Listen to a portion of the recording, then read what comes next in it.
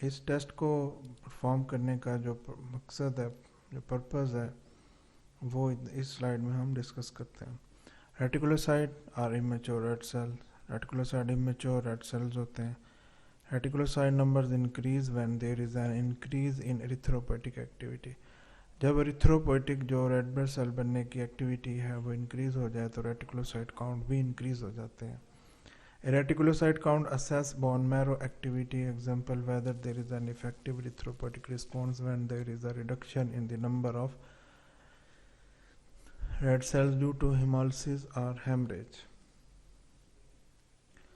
अगर बॉडी में किसी जगह पे आरबीसी की ब्रेकडाउन होती है या ब्लड वेसल रप्चर करती हैं और ब्लड लॉस होता है, तो इस दौरान जो इफ़ेक्टिव एरिथ्रोपोइटिक रिस्पॉन्स है उसको असेस करने के लिए क्या इफ़ेक्टिव एरिथ्रोपोइटिक रिस्पॉन्स हो रहा है, इतनी क्वांटिटी में रेड ब्लड सेल वेस्ट हो रहे हैं, उतनी क्वांटिटी में क्या बन रहे हैं या नहीं बन रहे, तो उसके लिए फिर रेटिकुलोसाइट काउंट किया जाता है ताकि बोन मैरो की एक्टिविटी को असेस किया जा सके।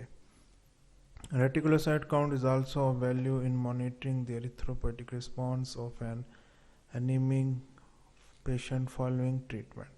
अब जो एनीमिक पेशेंट होता है वो उसको जो ट्रीटमेंट की जा रही होती है तो रेटिकुलोसाइट काउंट से ये असेस किया जाता है कि उसकी जो एरिथ्रोपोइटिक एक्टिविटी है वो फ्रूटफुल है या नहीं है। अब प्रिंसिपल ऑफ टेस्ट को डिस्कस करते हैं। An isotonic solution of a supravital stain one that stains living material such as new methylene blue is incubated with a few drops of blood to detect ribosomal RNA in reticulocyte. The red cell must be stained while they are still living.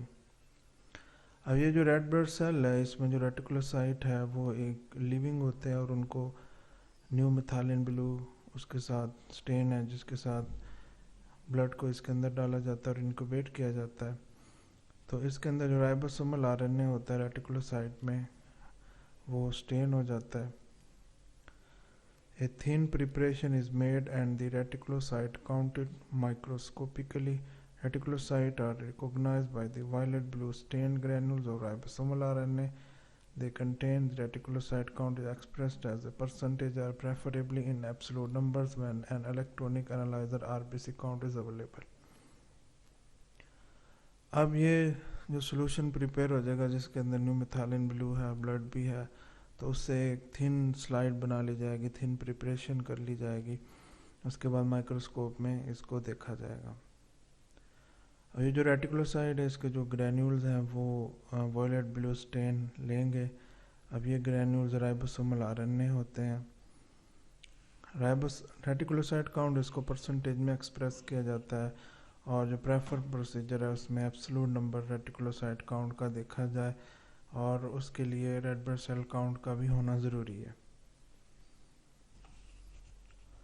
Reticulocyte reagent इसको prepare करने के लिए ये procedure दिया हुआ है।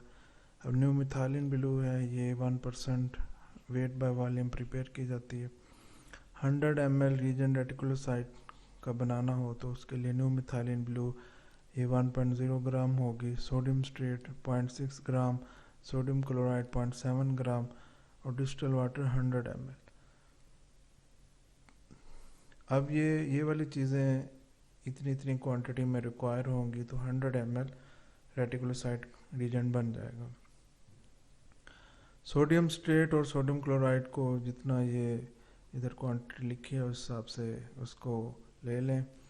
उसको wait balance जो है वहाँ देख लें कि कितने ग्राम चाहिए, उतने ग्राम जो है उनका वे कर लें। उसके बाद उसको 100 ml वाटर के अंदर ऐड कर दें, अच्छी तरह मिक्स करें। फिर उसके बाद न्यू मिथाइलिन ब्लू 1 ग्राम इसको ऐड कर दें, अच्छी तरह मिक्स करें और फिर ब्राउन बोतल के अंदर इसको स्टोर कर लें। 2 to 8 डिग्री सेंटीग्रेड पर इसको स्टोर किया जाता है और जब काउंट करना होगा, ये रीजेंट यूज़ करना होगा, तो रीजेंट यूज़ करने से पहले उतनी क्वांटिटी में रीजेंट को फिल्टर कर लेंगे। रिक्वायरमेंट्स। रेटिकुलोसाइट काउंट परफॉर्म करने के लिए ये रिक्वायरमेंट्स हैं, इसकी ये कुछ चीज़ें चाहिए जिनमें EDTA ब्लड, रेटिकुलोसाइट रीजेंट है, microscope, slide water bath, test tube, adjustable pipette, bulb pipette, tips, hand tally counter जिसके ज़रिए काउंट किए जाते हैं। टेस्ट प्रोसीजर नंबर 1 पे 2 to 3 ड्रॉप्स जो स्टेन के हैं, जो रेटिकुलोसाइट रीजेंट है उसके 2 या 3 ड्रॉप्स उसको फिल्टर करके एक ट्यूब के अंदर डाल लिया जाए और उसमें 4 ड्रॉप जो हैं ईडीटी एंटीकोगुलेंट ब्लड के या कैपरी ब्लड के डाल के अच्छी तरह उसको मिक्स कर लिया जाए।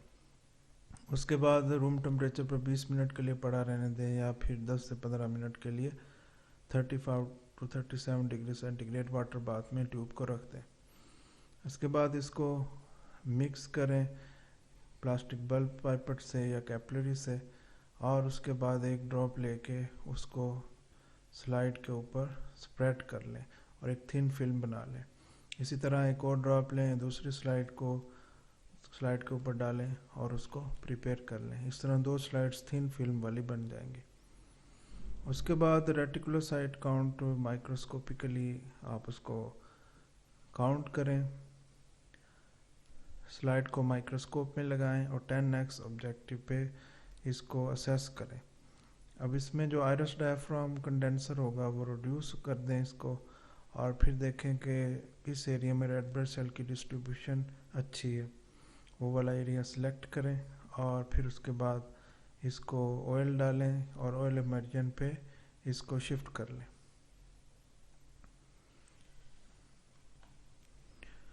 उसके बाद तकरीबन 500 रेड सेल्स में देखें कि रेटिकुलोसाइट कितने हैं। अगर इनमें बहुत कम क्वांटिटी रेटिकुलोसाइट की मिले तो फिर 1000 सेलेक्ट कर लिया जाए और फिर इसके प्रोसीजर को कैलकुलेट करें, जो कि नेक्स्ट है वो मैं अब आपको बताऊंगा। Report the reticulocyte count as the average of the 2 counts performed from the 2 separate preparations। अब जो इसका बेस्ट प्रोसीजर ये होता है कि 2 प्रिपरेशन डिफरेंट ट्यूब्स में बनाएं और फिर उसको आप रेटिकुलोसाइट काउंट करके उसका एवरेज ले लें। रेटिकुलोसाइट कुछ इस तरह के नज़र आते हैं, जैसे ये एक आरबीसी है और इसके अंदर ये स्मॉल ग्रैन्यूल्स नज़र आ रहे हैं जिसने ब्लू वायलेट स्टेन लिया हुआ है। अब ये जो है ये रेटिकुलोसाइट नहीं है, ये मैच्योर रेड ब्लड सेल है, ये इमेच्योर रेड ब्लड सेल है, रेटिकुलोसाइट है। इसी तरह ये भी रेटिकुलोसाइट है और ये भी रेटिकुलोसाइट है। कुछ इस तरह के रेड ब्लड सेल नज़र आएंगे। अब इसकी कैलकुलेशन है, परसेंटेज में जो कैलकुलेट करेंगे उसका प्रोसीजर यहाँ डिस्कस करते हैं हम। हैंड टेली काउंटर में 500 रेड सेल काउंट कर लें और इस दौरान जितने रेटिकुलोसाइट काउंट हों उनको सेपरेट पेपर पे लिख लें। उसके बाद रेटिकुलोसाइट काउंट जितने भी रेटिकुलोसाइट 500 रेड ब्लड सेल में नज़र आया उसको मल्टीप्लाई कर दें 2 से और फिर जो रिज़ल्ट आए उसको 10 से डिवाइड कर दें। तो इस तरह रेटिकुलोसाइट की ये परसेंटेज फिगर आ जाएगी। अब ये एग्जांपल दी गई है इस जगह पे। रेटिकुलोसाइट काउंट अगर 8 आया है, अगर रेटिकुलोसाइट सेल्स 8 नज़र आए हैं 500 आरबीसी में, तो फिर ये इस तरह फार्मूला इसका ऐड होगा। 8 को मल्टीप्लाई करें 2 से और डिवाइड कर दें 10 से, तो ये 1.6% रेटिकुलोसाइट काउंट हो जाएगा। जो प्रीवियस स्लाइड में हमने डिस्कस किया वो हमने परसेंटेज में डिस्कस किया। यहाँ हम एग्जैक्ट एब्सोल्यूट रेटिकुलोसाइट काउंट उसका प्रोसीजर देखेंगे कि एब्सोल्यूट रेटिकुलोसाइट जो काउंट है वो कितना होता है। ARC से है एब्सोल्यूट रेटिकुलोसाइट काउंट। अब इसका जो फार्मूला है वो रेटिक्स की परसेंटेज जो कि प्रीवियस स्लाइड में हमने ली, डिवाइड करेंगे 100 से और मल्टीप्लाई कर देंगे टोटल रेड ब्लड सेल से। तो अगर जैसे प्रीवियस एब्सोल्यूट रेटिकुलोसाइट काउंट 1.6 निकला है तो ये डिवाइड होगा 100 से, और इसके ब्लड हमने आरबीसी काउंट कर लिया वो 4.0 है, मल्टीप्लाई 10⁻12 पर लीटर है। तो इसको जब कैलकुलेट करेंगे तो 1.6 डिवाइड बाई 100 ये आ जाएगा 0.016। इसको मल्टीप्लाई कर देंगे 4.0 से तो ये आ जाएगा 0.064। अब ये 10⁻12 है, अगर इसको 10⁻9 में कन्वर्ट करेंगे तो ये 64 हो जाएगा।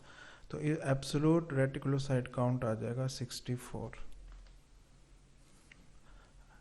इसमें इस स्लाइड के अंदर इसकी इंटरप्रिटेशन का जिक्र है। रेटिकुलोसाइट काउंट की परसेंटेज जो इन्फेंट्स होती है, जब वो न्यूबॉर्न जो होते हैं उनमें 2 to 5% तक होती है। इस तरह चिल्ड्रन एडल्ट्स हैं उसमें 0.5 to 2.5% तक रेटिकुलोसाइट काउंट की नॉर्मल रेंज होती है। इसी तरह एब्सोल्यूट रेटिकुलोसाइट काउंट है नंबर मल्टीप्लाई 10⁻⁹ पर लीटर में ये होता है। अब इसमें चिल्ड्रन एडल्ट के अंदर 10 to 110 मल्टीप्लाई 10⁻⁹ पर लीटर, ये एब्सोल्यूट काउंट की वैल्यू है। इस वैल्यूज़ में थोड़ी बहुत वेरिएशन हो सकती है, डिफरेंट बुक में थोड़ी डिफरेंट वैल्यूज़ भी होती हैं, लेकिन बहुत ज़्यादा इसके अंदर वेरिएशन नहीं आएगी। Raised reticulocyte counts found when there is an increase in red blood cell production as occurs in haemolytic anaemia following acute blood loss after iron therapy for iron deficiency anemia। अब ये कुछ conditions हैं जिनके अंदर reticulocyte count ज़्यादा हो जाता है। हेमोलिटिक एनीमिया, इसके अंदर रेड ब्लड सेल की डिस्ट्रक्शन हो रही होती है जिसकी वजह से इफेक्टिव एरिथ्रोपोइसिस का रेट इंक्रीज़ हो जाता है। इसी तरह एक्यूट ब्लड लॉस है तो उसके अंदर भी एरिथ्रोपोइसिस का रेट ज़्यादा हो जाएगा और रेटिकुलोसाइट काउंट ज़्यादा हो जाएगा। अगर बॉडी के अंदर हिमोलिसिस हो रही हो या हेमरेज हो रही हो तो उसको आयरन थेरेपी दी जा रही होती है, तो उसके इफ़ेक्ट को देखने के लिए भी इस कंडीशन के अंदर रेटिकुलोसाइट काउंट इंक्रीज हो जाता है। Decrease reticulocyte count associated with ineffective erythropoiesis are decreased production of red cells। अब ये जो रेटिकुलोसाइट काउंट है, अगर एरिथ्रोपोइसिस इनफेक्टिव हो, कम रेट हो उसका जिस हिसाब से रेड ब्लड सेल बॉडी के अंदर चाहिए, तो उसके अंदर भी रेटिकुलोसाइट काउंट कम हो जाता है। या रेड ब्लड सेल की प्रोडक्शन कम हो जाए तो उससे भी रेटिकुलोसाइट काउंट कम हो जाता है।